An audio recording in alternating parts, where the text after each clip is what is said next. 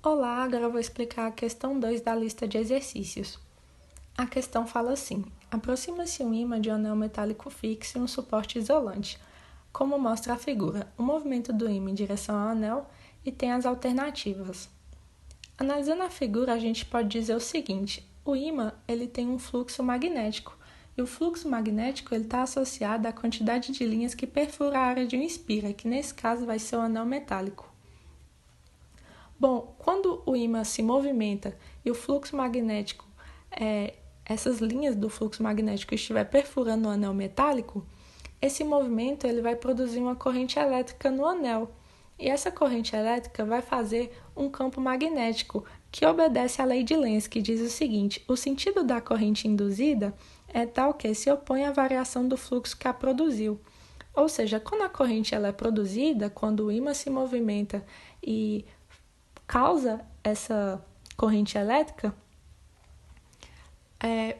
faz um campo magnético que se opõe ao fluxo magnético do ímã. Então, o que acontece? À medida que o ímã se aproxima do anel, ocorre uma força de repulsão. E por que ocorre essa força de repulsão? Porque essa corrente ela está no sentido anti-horário. E o sentido anti-horário significa que tem um norte.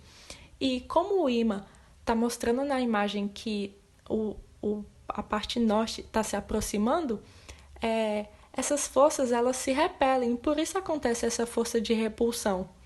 Então, sendo assim, a resposta certa é a letra D. Produz corrente elétrica no anel, causando uma força de repulsão entre anel e ímã. Questão 5. Em relação a um transformador de corrente alternada ideal, em pleno funcionamento, são feitas as seguintes afirmações.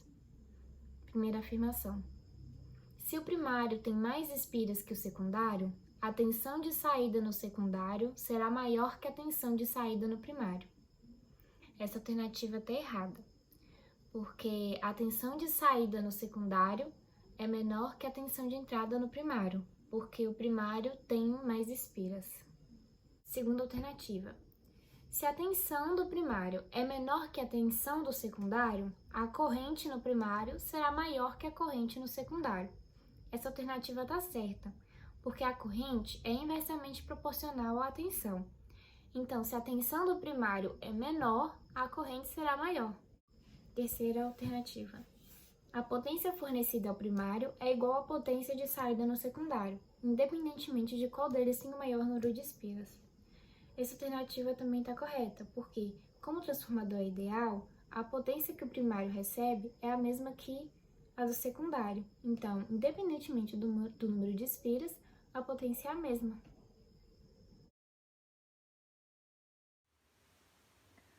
Bom, a questão 8 fala: um transformador de corrente alternada ideal possui 1.000 espiras no seu enrolamento primário e 3.000 espiras no seu enrolamento secundário. Ao primário desse transformador é conectada uma fonte de tensão alternada de 120 volts, enquanto o secundário é conectado um resistor de 60 ohms. De posse dessas informações, calcule a tensão de saída, a corrente do resistor, a potência dissipada no resistor e a corrente fornecida à fonte primária. Então, primeiramente, a gente utilizará essas 4 fórmulas aqui e eu anotei esses dados. Nos deu que a DDP primária ela é 120 e a resistência é de 60 ohms. A letra A ela quer saber qual a DDP do secundário. Utilizando essa fórmula aqui, substituindo os valores, 120, né, que foi nos fornecido aqui, sobre o número de espiras, 1.000, que é igual a x sobre 3.000. Como 3.000 para 1.000, né, a gente só multiplicou por 3, então, pela proporção, 120 multiplicado por 3 também dá o nosso x.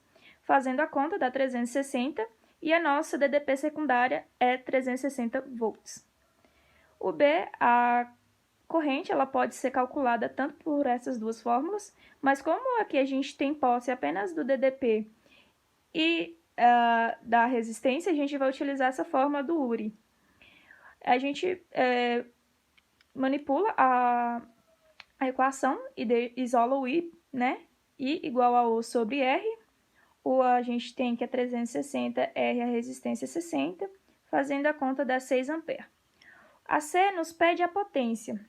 A potência ela é calculada por π, né? Potência igual a corrente vezes DDP.